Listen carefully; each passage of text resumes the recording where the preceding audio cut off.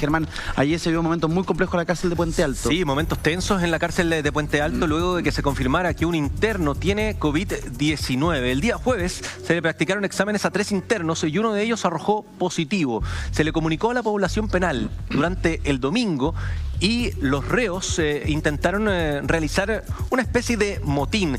Prendieron fuego, fue necesario que llegasen bomberos. En medio de esto los familiares llegaban a este penal de Puente Alto y todo esto derivó entonces en que los incidentes se provocaran al interior de este recinto penal. Los reos acusaron que les revisaron las pertenencias. Hay una serie de medidas sanitarias también al interior de este penal, como en todo nuestro país, pero resulta preocupante lo que está pasando con los reos al interior de las cárceles. Esto fue lo que dijo Gendarmería respecto a lo sucedido en Puente Alto. Debido a este plan nacional que tiene Gendarmería de prevención del coronavirus, el día jueves fueron atendidos 3 internos que presentaron alguna sintomatología. Uno de ellos, el día de hoy, se nos informó por parte de la Seremi de Salud, hacia nuestra área de salud, que habría dado positivo. Ante esa situación se notifica, se le comunica esta situación a la población penal para que ellos mantuvieran la calma, ¿cierto? De que los protocolos se estaban manteniendo, de que había una organización previo a esta situación que nosotros de una u otra manera sabíamos que podía producirse y que además lo habíamos conversado con anterioridad con la misma población penal. Ante ello se dispuso una sanitización a las dependencias de los internos y esto fue lo que a ellos les provocó, digamos, una muy mala reacción, señalando que eventualmente las medidas se habían tomado tarde. Y por otro lado que esto no era un saneamiento, sino que era un procedimiento de registro de allanamiento, lo que lo alteró, ¿cierto? Y como siempre hay un sector más o menos radical de la población penal, se generaron estos desórdenes que no pasaban a botín y bomberos se le llamó porque estaban lanzando papeles quemados hacia un sector de unos patios y en base a ello, con un tema preventivo, se llama bomberos. ¿Este COVID-19 positivo a qué torre corresponde? Corresponde a la torre número 4. ¿Es precisamente donde se produjeron los incidentes durante esta jornada? Exactamente, fue ahí donde se produjeron los incidentes en el día de hoy. Ahora, ¿qué pasa con aquellos que estaban en contacto con este interno? ¿Cuál es la situación de ellos ahora? ¿Y cuántos se encontraban en contacto precisamente con este COVID-19 positivo? Bueno, este interno está aislado solo en una dependencia que habilitamos para ello y los otros internos que eventualmente presenten síntomas o que estuvieron con él durante el periodo de, digámoslo, de incubación, están también separados del resto de la población. ¿Cuántas personas son esas? ¿Hablando? Bueno, 10, 20, 30 personas. No, podríamos hablar de más de 20 y menos de 40. No podría precisar el día, el número exacto, porque todos los días va variando, digamos, la cuenta de la población. Coronel, ¿cómo se contagia finalmente este interno? ¿Hay una trazabilidad del caso? Por el momento lo desconocemos. La última visita que tuvo fue hace más de 14 días atrás. O sea, el día cuando él manifiesta esta problemática, él había tenido una visita de un familiar, pero 14 días antes. ¿Funcionarios de Gendarmería que hayan presentado COVID-19 positivo o que estén con sintomatología? No, hasta el momento ninguno. Solamente hay funcionarios que tienen reposo preventivo, pero con anterioridad a esta situación. Ahí tenemos a la gente de Gendarmería que explicaba un poco lo sucedido durante este fin de semana. Entonces, se detectó una persona con coronavirus, un interno con coronavirus. Se intentó llevar a cabo un procedimiento sanitario y fue mal recibido por algunos de los internos, los que habrían intentado llevar adelante un motín. Fue bien tensa la jornada del día de ayer en la cárcel de Puente Alto y además es una realidad que anunciamos, que debimos venir, que el general lo dijo, ojo con las cárceles respecto de la crisis del coronavirus. Aldo, ¿qué antecedentes manejas tú de lo ocurrido ayer en la cárcel de Puente Alto? Bueno, ayer cuando me llamaron desde la cárcel, desde el interior de la cárcel, una cosa que hice naturalmente fue tranquilizar a la persona que me estaba llamando desde adentro, porque me explicó, según el punto de vista de ellos, qué es lo que había ocurrido. Me dice, mire, lo que pasa es que ayer ellos ya sabían que un interno había sido diagnosticado con COVID-19. Ellos ya sabían. Entonces se organizaron y ellos llamaron por teléfono a sus familiares para que fueran a la unidad penal a protegerlos, porque se iban a levantar. Fue así que en el módulo 4 específicamente se inició la revuelta porque Gendarmería anunció una medida de sanitización. Iban a subir a los pisos. Los módulos tienen varios pisos. Entonces Gendarmería va accediendo según va por piso, según va limitando su acceso con personal especializado. Cuando va a iniciar este ascenso del funcionario de Gendarmería para sanitizar, se alzan los internos. cierran las puertas y comienzan a arrojar papeles encendidos desde el módulo 4 hacia el exterior, o algunos cartones, incluso trozos de colchón. Eso determinó que Gendarmería llamara a bomberos. Y por eso llegó el personal de bomberos para prever una situación más grave. Entonces, ¿qué es lo que ocurre? Los internos se alzan en esta oportunidad precisamente porque están temerosos de que un brote de COVID-19 les afecte a ellos. Tenemos que tener en cuenta, para que se enteren en la casa, mi estimado amigo, mi estimado Eduardo, que los internos toman desayuno a las 8:45 de la mañana, después de la cuenta. Almuerzan a las 12 del día, cenan a las 4 de la tarde y después se encierran hasta el otro día. Es decir, pasan 16 horas, a veces en algunos casos más, encerrados dentro de un espacio absolutamente confinado con un hacinamiento espantoso. Espantoso. Entonces, es el caldo de cultivo ideal para el contagio de una pandemia para la cual el mundo no se había enfrentado nunca. La posibilidad de contagio es altísima. Claro. Pero yo creo que no hay ningún lugar en el mundo más propenso a contagiarse que dentro de una unidad penal. Y Donaldo, yo le quiero preguntar, ¿qué podría haber pasado en esta situación? Porque este interno, la última visita que él recibió fue hace 14 días, que finalmente es el periodo que uno tiene de cuarentena preventiva. Entonces, si uno sigue la cifra, él se lo habría contagiado dentro de la cárcel, me refiero con los propios, no sé si internos o gendarmería, pero no venía desde afuera porque él no había recibido visitas. A ver, convengamos lo siguiente. Cuando ellos están dentro de una unidad penal, no solamente interactúan con sus familiares, también interactúan con sus pares. Con los gendarmes. Con gendarmería, con funcionarios de civil que trabajan en las unidades penales. Hay psicólogos, hay sociólogos, hay personal administrativo, hay personal médico de enfermería que interactúa con ellos permanentemente. No solamente interactúan con sus familiares en las horas de visita. Entonces la trazabilidad es muy importante. El tema es cómo haces tú la trazabilidad en una unidad penal donde tienes a personas que permanecen encerradas 16 horas durmiendo juntos prácticamente cara con cara, rostro con rostro. Claro. ¿Cómo lo haces? Y si tú lo vas a decir, señor, a usted lo voy a trasladar, pero por Dios, yo vivo aquí, tengo mi familia 2, 3, 4 cuadras, ¿cómo me va a llevar a Arica, Iquique, a Puerto Montt? Y el de Arica, Iquique, Puerto Montt, ¿cómo lo va a recibir? Ah, no, tú eres el infeccioso que viene de allá. ¿Qué hacemos con ese interno? Es un problema gravísimo, tal vez uno de los más graves que enfrentemos. Cuando empezó la crisis del coronavirus, yo recuerdo que una de las primeras voces que se alzó respecto de esta realidad fue el general Tapia. O sea, yo no, de verdad, situación de calle, la Vane Borghi. La semana pasada, antepasada, empezó a hablar de la gente en situación de calle.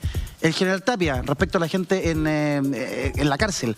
Este es el escenario más complejo, que se empiezan a generar motines, problemas de seguridad a partir del tema sanitario.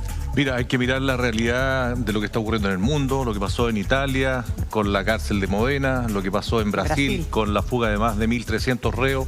O sea, no es un problema menor, es un tema sumamente complejo. Y yo me quiero tomar de las palabras que dice Donaldo, que hay dos temas que son importantísimos.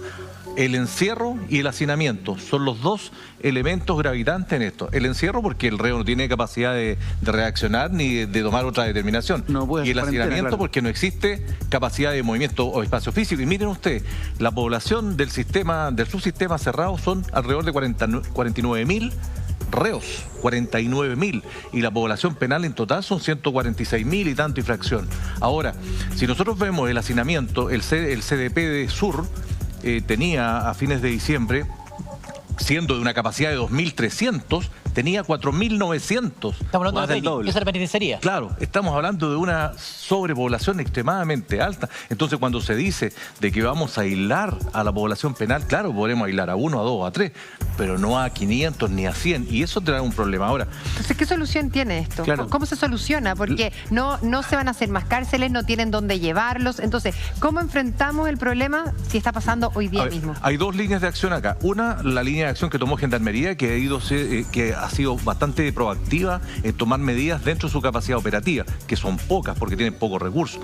Pero la otra línea de acción es la línea política, y ahí en la línea política Donaldo me puede ayudar, que hay un proyecto, ¿cierto?, que tengo entendido que ya está firmado, que tiende a descomprimir las cárceles con aquellos reos que tienen penas o están purgando por situaciones que son de menor cuantía. Y también favorecer a quienes tienen una edad temprana, por ejemplo, 75 años, Sí. aquellos que están entre 65 y 75, que les falta un año por cumplir la pena. Entonces, la idea es poder liberar cierta capacidad de la población penal para quedarse, obviamente, con una población menor. Pero yo creo que aún así es una bomba de tiempo. Los penales reaccionan en cadena en nuestro país como en el mundo. Y el coronavirus es una situación apremiante. Recordemos que aquí ya tuvimos el 20 de marzo un hecho importante en Santiago 1. Sí, claro. Después ese mismo día tuvimos una manifestación que hubo por las reclusas que tenían lactantes, que por un error de información se les dijo que se iban a retirar a sus niños. Sí. Y también se produjo una situación, alguna información que ha circulado por ahí de posibles motines en otras cárceles. La situación es realmente complicada. Y tenemos dos factores, A ver. la población penal y la familia. Sí. Esas dos variables se conjugan sobre un fin, que es la salud del reo. Y sabe que en general yo creo que el tema tiene que ver un poco con que la gente que está privada de libertad, la gente que está en las cárceles, es gente que solo le importa a su familia. O sea, tú conversas con distintas personas y te dicen, bueno, están en la cárcel, ellos cometieron delito, casi que se merecen contagiarse. O sea, como que no hay una premura de la autoridad por ir a preocuparse de esa gente justamente porque es poco popular o es poco o da poco voto. O sea, yo veo que aquí no se ha tomado la misma medida respecto de la cárcel con otro estamento y ahí uno dice, chuta, ¿qué pasa con las condiciones o con la forma en que se ve a esas personas que están privadas de libertad, pero no están privadas de su derecho a acceder a la salud o a la prevención de su salud, en este caso, diputado? Sí, bueno, tal como hablábamos también de los hogares de ancianos, todos Sí. los recintos donde hay personas que están muy juntas, muy cerca, muy hacinadas. En este caso, quiero destacar de que hay servicios médicos que existen hace muchos años en cada una de las cárceles. Hay un equipo multidisciplinario y me ha tocado a mí visitar distintas cárceles en distintos momentos.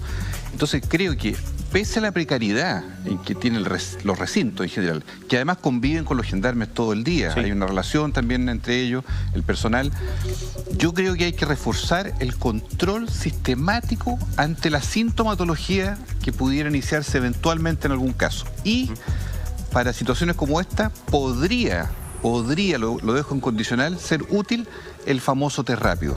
Podría. ¿Por qué? Es rápido, Porque en poblaciones muy grandes, claro. donde hay muchos casos asintomáticos todavía, pero que pudieran tener eventualmente una situación, este screening, este paneo, por decirlo así, con cierta frecuencia, periodicidad, podría ir dando luces e indicadores. Exactamente, diputado. Porque como usted sabe, Aldo, están segmentados en pabellones, Por están calle, segmentados por módulo. módulos específicos. Entonces no es que estén todos con todos siempre, sino que están específicamente en ciertos grupos. Los focos se pueden Se detectar. pueden ir detectando, pero esto requiere mucha acuciosidad, una mirada de control sanitario muy estricto, porque esto es, en todas las epidemias del mundo, los fenómenos carcelarios son Exactamente. dramáticos, finalmente para la sociedad. Ahora, este reo es un reo de 28 años que está en prisión preventiva por el delito de robo con violencia y tiene antecedentes de asma. Lo dice su abogado en un papel que entrega a Gendarmería, justamente porque habían varios cuadros respiratorios y gripales al interior de la cárcel. Y este abogado le informa a Gendarmería el 19 de marzo de que tuvieran especial cuidado con su cliente de 28 años, con asma. Lo llevan a hacerse un examen. Esto lo revela Radio Bio Bio durante esta mañana. Dice, el tribunal ante su petición solicitó a Gendarmería que el imputado reciba atención médica inmediata. O sea, fue derivado al hospital penal para que se le realizaran los exámenes pertinentes para confirmar o descartar el contagio por la pandemia de coronavirus. Esto porque se encontraba con síntomas. La respuesta provino del alcaide Proboste, quien dijo que dicho individuo, junto con los otros dos reos, no tenían síntomas de COVID-19 tras ser revisados al interior del penal, por lo que recomendó descartar una salida de las 3 personas hacia centros asistenciales. ¿Me siguen? Sí. ¿Qué pasó después? 7 días después, la situación cambió. Un informe de un juez quien visitó la unidad el viernes 27 dio y comunicó que estos casos eran positivos y que fueron trasladados a una situación de aislamiento al interior de la enfermería del penal y luego fueron llevados hasta el Sótero del Río. Allí se les practicó el examen y tenían un cuadro febril y posteriormente se acredita que eran casos positivos y ayer domingo se le informa a la población penal. Aldo. Ese es el desarrollo de los hechos. Así fue exactamente. Pero cuando la población penal ya sabía, cuando a mí me llaman por teléfono de dentro de la unidad penal y me dicen, me informan que ellos ya saben que hay un compañero, que hay un interno que está con COVID-19. Ellos ya saben, sabían hasta el nombre. Y tienen incluso sus teorías, obviamente, que circulan dentro de la cárcel en torno a cómo se contagió. Ah, mira. Claro, entonces ellos dan nombres específicos. En consecuencia, cuando esto ocurre, ¿qué hace Gendarmería? Gendarmería dice, a ver, yo no puedo salir al medio externo, al medio libre o un interno, porque eso implica desplazar un carro, personal de vigilancia, conductores, y no sé cuánto tiempo va a estar el interno en la unidad asistencial, por lo tanto tenemos que disponer de personal de vigilancia en la unidad asistencial. Entonces es toda una logística que se mueve. Pero mientras el interno estaba haciendo COVID-19. En consecuencia, tenemos aproximadamente 92 unidades penales en este país. Más de 100.000 personas en régimen penitenciario, de los cuales más de 40.000 están presos efectivamente. Entonces la pregunta que tenemos que hacer no es, ¿vamos a aguantar? ¿Vamos a esperar esta bomba de tiempo que va a estallar? ¿Podemos pasarnos la vida esperando? Muchos me dicen por Twitter, oiga, son lacras, déjenlos que se mueran, no sirven para nada. Un alto porcentaje de esas personas son inocentes, están en prisión preventiva y probablemente o van a acceder a una pena sustitutiva en el medio libre o derechamente son inocentes. Entonces nadie puede lanzar la primera piedra indolentemente. Ahora, ¿qué hacemos? ¿Abrimos las puertas de las cárceles? Tampoco podemos hacerlo. Tampoco, no. Claro. Tampoco podemos hacerlo. Los dejamos que hacinados, 16 horas encerrados, más de 45 o 50.000 seres humanos estén expuestos al contagio, junto con los gendarmes, las gendarmes, junto con el personal de salud, junto con los asistentes sociales, junto con toda la gente que trabaja en una unidad penal, y los vamos a olvidar, los vamos a tirar al desván, al cajón de la basura. No podemos olvidarnos, es una realidad, hay que hacerse cargo. Gendarmería hace todo lo que puede.